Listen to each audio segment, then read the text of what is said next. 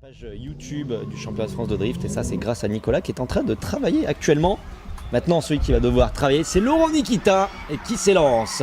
Allez, surfer sur la Val de Vienne, et là il commence très fort, il pousse bien à l'extérieur là aussi, il va aller chercher encore plus d'amplitude ici, il a bien frôlé la caméra, il continue de pousser, allez bien prendre l'intérieur de nouveau pour ensuite faire cette transition ô combien importante et passer sur ce dernier passage, finish line, de plus belle. Ça allait très très vite, ça allait très très vite. Qui attend son tour, ça y est, il peut s'élancer. Lui qui est pour l'instant 12ème. Oh, ça pompe hein, pour le train avant, on est vraiment très très souple hein, pour la S15. Ouais, là aussi, écoutez.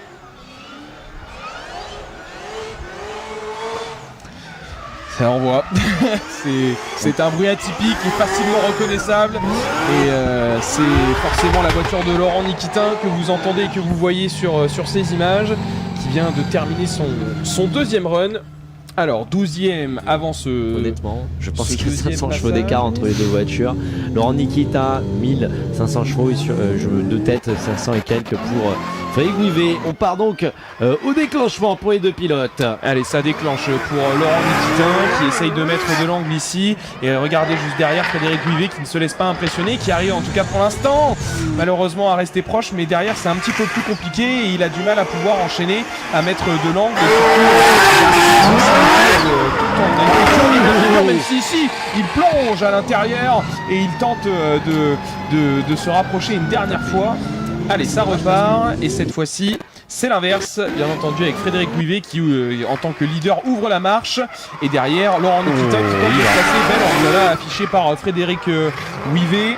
Et derrière, regardez Laurent Nikitin qui essaye de faire de même et qui pour l'instant garde de la proximité tout en mettant de l'angle, même si ici il est un petit peu plus à l'intérieur que son leader devant lui. Et même regardez ici avec Frédéric Wivet qui s'est fait un beau petit match là. Anthony Rocci qui va donc partir leader avec Laurent Nikitin qui va venir se jeter dans les pare-chocs d'Anthony Rocci. Beau déclenchement de la part de Anthony Rocci qui va chercher le rail et de la vitesse. Laurent Nikitin qui se fait enfermer à la sortie du premier virage. Ici, une transition qui se passe très très bien pour les deux pilotes. Oh, la transition pare-choc d'Anthony Rocci et la finish line pour les deux pilotes. Il va suffire à venir accrocher les 1100 chevaux de Laurent Nikitin. Allez, ça y est, c'est parti. Laurent Nikitin qui va déclencher maintenant, et il y a quand même un petit peu de longueur, un petit peu d'espace face à Anthony Rocci. Attention à ne pas aller trop à l'extérieur. Laurent Nikitin qui a peut-être même fermé la porte du coup à Anthony Rocci. Ce n'est qu'une supposition. C'est important entre eux. Et ils poursuivent et ils poussent jusqu'au bout. Laurent Nikitin donc qui termine. Les trajectoires de fin avaient l'air aussi assez propres des deux côtés. Nikitin, suiveur. Départ donné justement avec Kevin Josou qui prend de l'avance, de l'élan, qui met du rythme ici au déclenchement, bien placé sur la barrière, très intérieur derrière pour Laurent Nikitin, croisement dans la fumée, attention pour Laurent de ne pas venir se faire enfermer. Kevin Josou qui est toujours devant et qui met le bon rythme pour venir chercher la clip zone numéro 4 ici, de la vitesse, venir chercher le pilote de la série 1 et la finish line pour les deux pilotes. 6ème position pour Kevin Josou. Est-ce qu'on va pouvoir sentir encore le goût du top 4 pour Laurent Nikitin? Il va falloir tout donner et se jeter dans la bataille. Déclenchement pour Laurent Nikitin.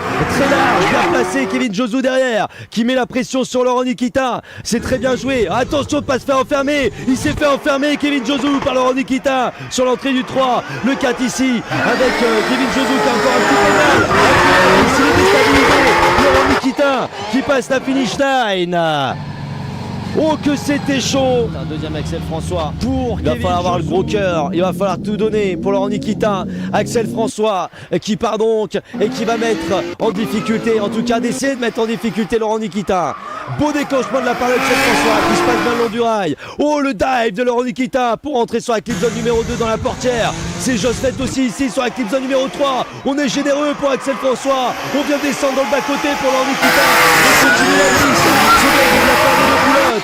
et on arrive sur la finish line avec Axel François, c'est presque trop. Bref, en avant, c'est parti cette fois-ci. Laurent Nikitin qui se place, appel contre appel au rail, c'est bien joué de la part de Laurent Nikitin qui met du rythme. Axel François qui dive ici pour venir chercher. Oh, il s'est fait enfermer Axel François. Que s'est-il passé? Laurent Nikitin qui continue et qui vient coller le rail avec le type zone numéro 4 ici. Et la salle qui va se présenter devant lui. Et déjà avec la finish line, un point d'interrogation massif qui vient de se poser. Que s'est-il passé? Calmons la 4e manche. Et en leader, vous allez retrouver Jérôme Esteban face à Laurent Nikitin. Ils sont partis les deux pilotes. À l'appel contre appel, ultra généreux. Oh, c'est touché sur le véhicule de Laurent Nikitin qui s'est fait rabattre par le véhicule de Jérôme Esteban. Ultra généreux déclenchement, Jérôme Esteban qui est venu balayer le nez du véhicule de Laurent Nikitin qui, n'avait pas...